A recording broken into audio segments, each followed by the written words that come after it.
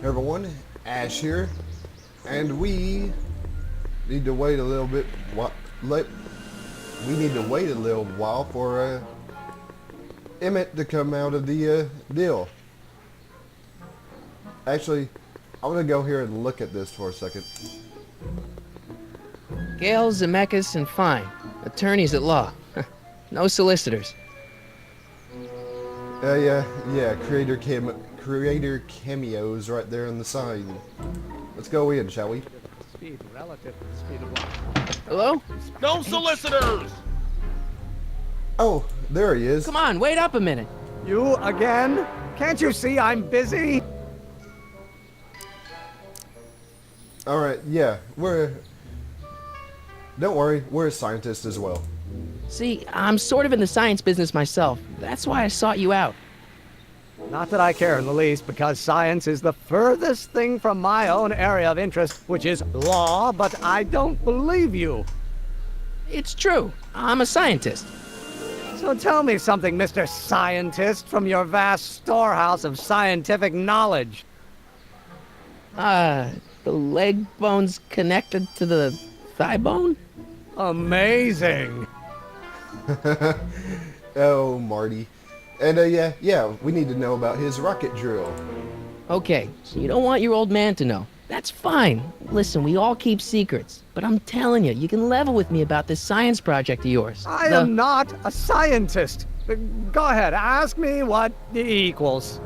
What does E equal? I have absolutely no idea. See? I don't know where you got your information from about me, mister, but you're wrong. All right, yeah, don't worry. We'll come back and fix it. There's something I want to look at. Ah, there it is down there. Something I want to look at down here. And then we'll continue on. There it is. Wow, looks like they used a real shark. Yeah, you know, unlike that shark in a Jaws 19, where Marty goes, shark still looks fake. Nope, he likes the shark in that deal. Now we need to go back to the jail and talk to Doc.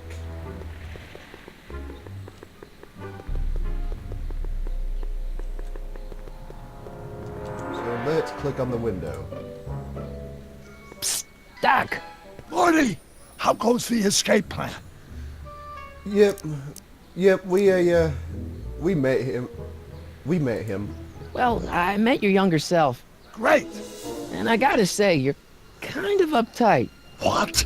You won't even talk to me. I find that hard to believe. Tell me what happened. Alright, yep, he says he's not a scientist. I tried asking him about your rocket drill, but he says he's not a scientist. What? What? Father. What's he got to do with this? In 1931, I was still deathly afraid of my father discovering the truth about my scientific predilections, so I carefully kept them under wraps, practicing science at odd hours, away from his prying eyes. That sucks. It sucked a lot. Fortunately, I eventually stood up to him, but right now, my younger self probably thinks you've been sent by my father to check up on me. Alright, and yeah, you seem really dedicated to the law. You know, your younger self seems really dedicated to the law. It's a facade, I assure you. I had to keep up appearances to appease my father. Alright, and yes, I'm not sure if you heard it in the last video, but yeah, he mutters a lot. Why does your younger self mutter all the time? Muttering? Why would I be muttering? I never mutter unless... The Hill Valley Expo! The expo? Yes, the Expo! How could I have forgotten? In a few months, younger me will put on a demonstration at the Hill Valley Exposition, my first public foray into the world of science. Everyone in town will be there, including a number of noted inventors who shaped my career. So, it was a big success? No, it was a miserable failure, but it was a spectacularly miserable failure, one which marked my transition from an amateur garage scientist into a professional seeker of truth. That must be some failure. Anyways, why is it making him mutter? What does this expo have to do with you muttering all the time? When I was younger, I used to relieve stress by working on complex mathematical conundrums. No doubt my younger self is working on some impossible problem in an attempt to work off cerebral steam in the weeks before the exposition. What was I muttering about? I don't know, h to the something with an inverse of something else. I'm not so good at equations. That's too bad. I bet if we could solve my younger self's problem, he'd be more inclined to listen to you. Okay, so, yeah, we can't figure out what he's muttering about, though. I still can't figure out what your younger self is muttering about. Blast! If only I could hear him myself. Alright, and, there are a few more... Let's talk about your younger self's problems later. Okay, but don't forget we're on a bit of a deadline here. There are a few more dialogue Doc. options that we need to... A few more dialogue options that we need to, talk to Doc about. One, about, Marty's grandpa. Guess who I bumped into at the soup kitchen? My grandfather. No! Don't worry, I didn't talk to him or change his future or anything. Good. I wish I could, though. This era's tannin is treating him like dirt. Don't worry. If history plays out as it's supposed to, he'll soon be out from under Kit Tannen's thumb and free to live out his life as a humble accountant with your grandma. What was her name again? Sylvia. Right, Sylvia. Alright, speaking of which, let's talk about Kid Tannen. What's the story with this kid Tannin jerk anyway? Biff's father? By this time next year, he'll be pulling down a life sentence in San Quentin. There was even a song about it. Wait, if Biff will be born in 1938 and Kid will be in prison, As I recall, he escaped from prison in 1937 for about 3 hours. that's a busy 3 hours. No kidding. And I think I already asked about Edna Strickland, so I think Hang in there, Doc. I've exhausted all dialogue options currently with the Doc. Now, what we need to do is go find Emmett. That's new. And, How many oh, there he units is. are required to maintain And what we need to do acceleration is reduced is use the tape recorder on him. by the inverse of the derivative of this. Don't think, Emmett, think. H to the A multiplied by the inverse of A. H to the A multiplied by the inverse of A.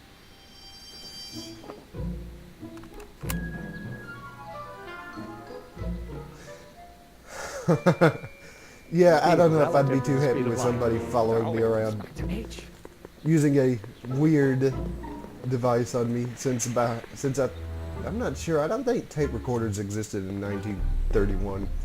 However, we got what we need. We need to go back here and talk to Doc yet again. A lot of talking in this game, but it is a Telltale game after all. Use this on here. So, Doc, does this ring a bell? Don't think, Emmett, think. H to the A multiplied by the inverse of A. H to the A multiplied by the inverse of A. Good grief! Is that me? I sound so... Young? I was going to say intense. I forgot how wound up I used to get. Yeah, but what are you muttering about? Oh, that's easy. It's Ivanov's conundrum. Just tell my younger self that H equals the Hamiltonian operator. Won't giving him the answer mess up the time stream? Only if it turns out that reality is actually nothing more than a holographic illusion created by the interplay of subatomic particles on a vast two-dimensional membrane. So, It'll be fine. Yeah, I have absolutely no idea what Doc was talking about there. But we got our answer, and we need to go find Emmett again and talk to him. There he is, coming out of the courthouse.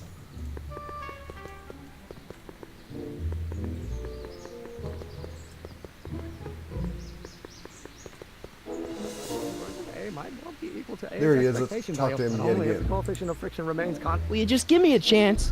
Harassment's a federal crime, Mr. Corleone. Right. And of course, this one. Maybe H equals the Hamiltonian operator. What did you just say?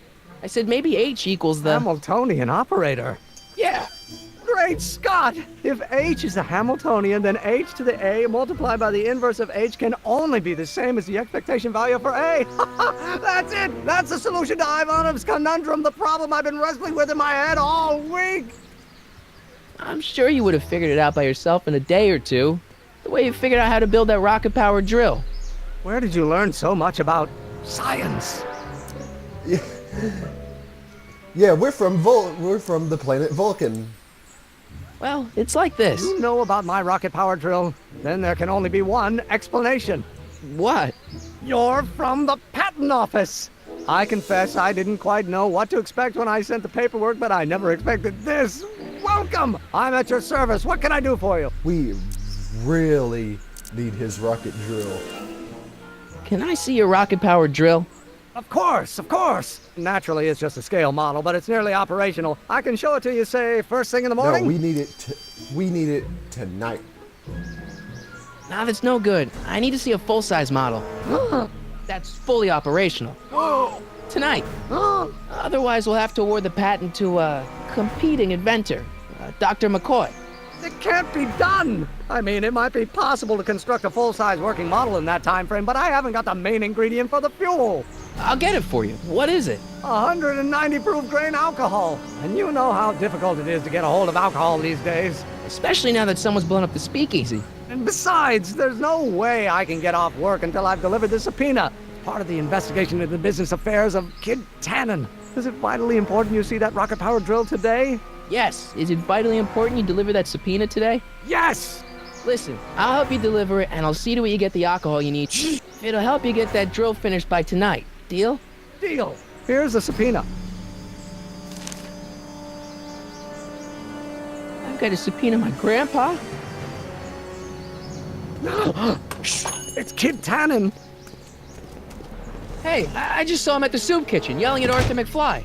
I'm not surprised. Arthur does the books for his business. What kind of business? That's what the DA is trying to find out. Let's go talk to him. No! Why not? Kid Tannen can tell us where Arthur's hiding. Yeah, well, he can also have us fitted for a Chicago overcoat. All right, and now Emmett will stand. Now that we got his trust, Emmett will stand here by Einstein. And yes, Kid Tannen came out at just the right time. So when we come back, we'll talk to Emmett here, and then go talk to Kid Tannen later.